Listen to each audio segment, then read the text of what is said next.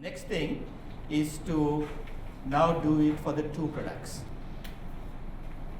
Okay, so you can see the cost per cost driver that we calculated in the earlier section is going to be used for both the TIM and the Allen, right? So materials is the same as before.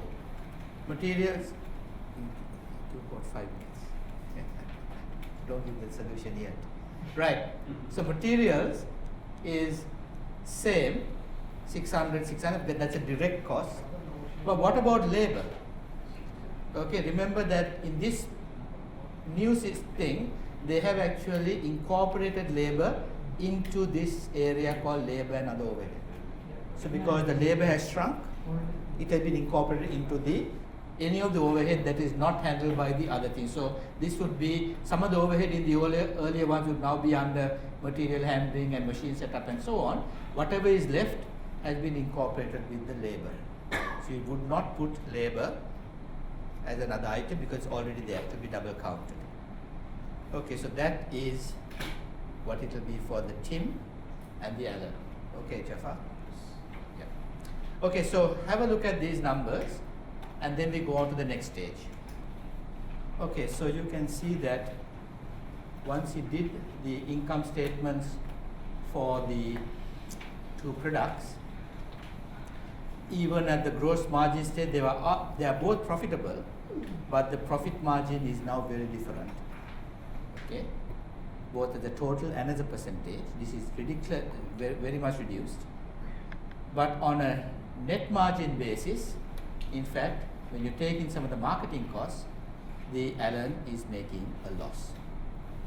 Okay, so you can see simple ABC exercise indicates quite a different thing. So this is what is called a big hit, which is where you show these big variations. Okay, so now a question that I want to ask is this, that when you looked at the traditional, you saw that the gross margin 750 plus 280, that's just over $1 million gross margin. But in the ABC, the gross margin is 851 plus 81, which is under $1 million. Why is it not reconciling? Shouldn't it, as I told you, why is it not reconciling? Exactly right. This is only two of the many products of this company. With ABC, it has been, some of the costs have shifted to other products that are not being analyzed. So this is like the pizza situation. To cut it in a different way, the two pieces will not reconcile, but the whole pizza, if you look at all the products, it should reconcile. Okay, so that's one thing. Now you're also told that in this example, this is not the true net incomes.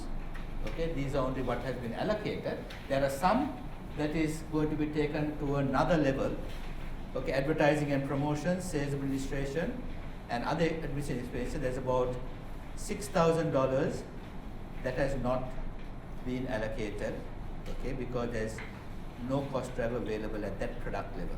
So that would come into a higher level. Okay, now you're told in the sensitivity analysis part of your case study that for whatever reason, some cost drivers were not available. Maybe some of these requirements were not met. For whatever reason, the cost drivers were not available, okay, for one of these things being not there. So with a reduced number of cost drivers, we have to now drive activity cost pools with reduced number of drivers. So for example, if there is no purchase orders, remember initially we used number of purchase orders, but why don't we use number of components? Because what are we purchasing? We are purchasing components.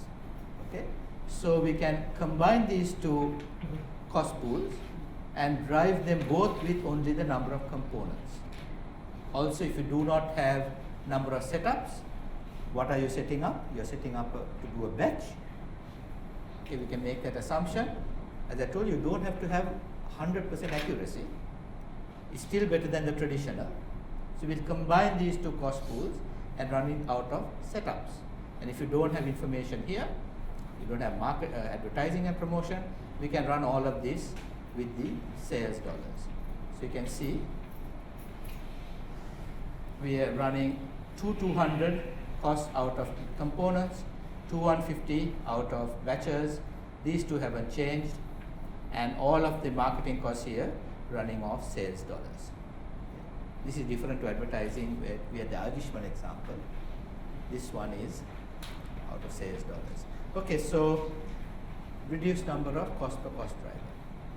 Right, now we use it on our income statements. Of course, the cost will be different. Okay, the margins are different, and in this case it shows that the two products are now making a profit. Okay, so this is the big issue with ABC.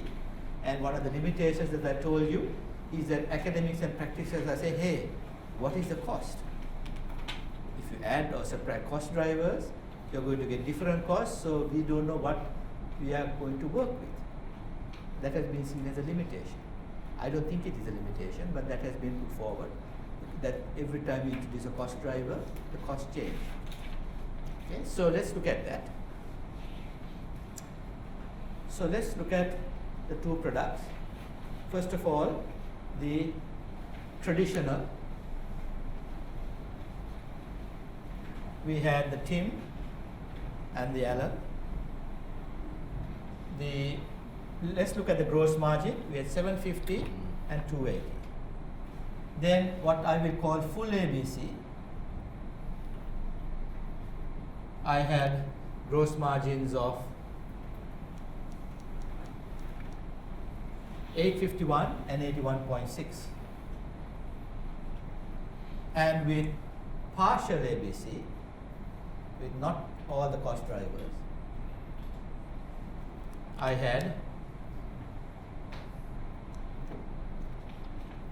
809 and 203.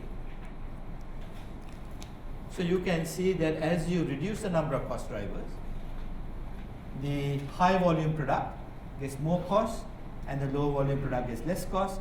As you increase the number of cost drivers, okay, where we are going to analyze complexity costs, the costs for the low volume, more complex issue product gets more the cost, therefore a lower amount of profit margin. Okay, so first question out of this, how many more cost drivers could we add on and add on and add on to get even better accuracy? Okay, so if you keep on adding cost drivers, you're going to get more accurate. Then what is the limit? How many cost drivers do you need? Now the Australian Navy did an ABC exercise. I did the audit of it later. They had 10,000 cost drivers. It's just crazy. Okay, to try to manage 10,000 cost drivers. In fact, they showed, which may actually be true, that it was cheaper to go to war than be at peace. Because when you go to war, you still have to pay the soldiers a salary and feed them and so on. But you don't have any docking fees and cleaning of the ship and so on. So it is cheaper to go to war than to be in dock, paying docking fees and the same salaries and so on. But anyway, the issue is, do you need 10,000 cost drivers? No. The maximum, if you are a very large company like General Motors, for a plant of General Motors, not more than 15. Because as you keep on adding cost drivers, remember, it is driving a smaller amount of cost. With the 4 cost drivers,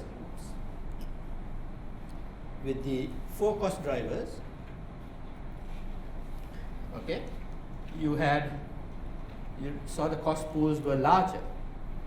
As you increase the number of cost drivers, the cost pools become smaller. As you increase this even more, these pools will become smaller and smaller. So the addition of every cost driver drives fewer and fewer costs. So after some time, the changes are not going to be that dramatic. The changes are going to be pretty small, okay, not worth the effort. So for a small company like this, 5 or 6, more than enough. Okay, large company, not more than 15 for a division or a plant. Okay, So that is essentially what you should do. Now that gets over the big problem that you mentioned, how to sustain cost drivers. Okay, we don't need lots and lots of them. Okay. So this would give, you would notice that even this partial ABC is better than the traditional. Okay. To say that the cost jump is not a very good meaning, because yes, costs do jump as you increase cost drivers. After a point it won't jump that much, but it's still better than having only a single cost driver. That's the other argument. What I forgot to tell you is in the last book, okay, the reading F in topic 6, topic 6 on ABC, reading F is a paper that I did recently, I published, that actually takes the Melocase company, which is a Sri Lankan company that I told you, and I applied it to Kaplan's time-driven ABC. So the theory behind time-driven ABC is in that topic. It is reading F in the last, that is in ABC, okay, the last book. Yeah, you can see it all. Right at the end of that book is the paper that was published in the Journal of International Accounting. So anyone interested in time-driven ABC, have a look at that, because it gives all the calculations. You've seen some of the calculations already for the Melocase, but I've taken it further and applied it under what will happen to the numbers under TDABC.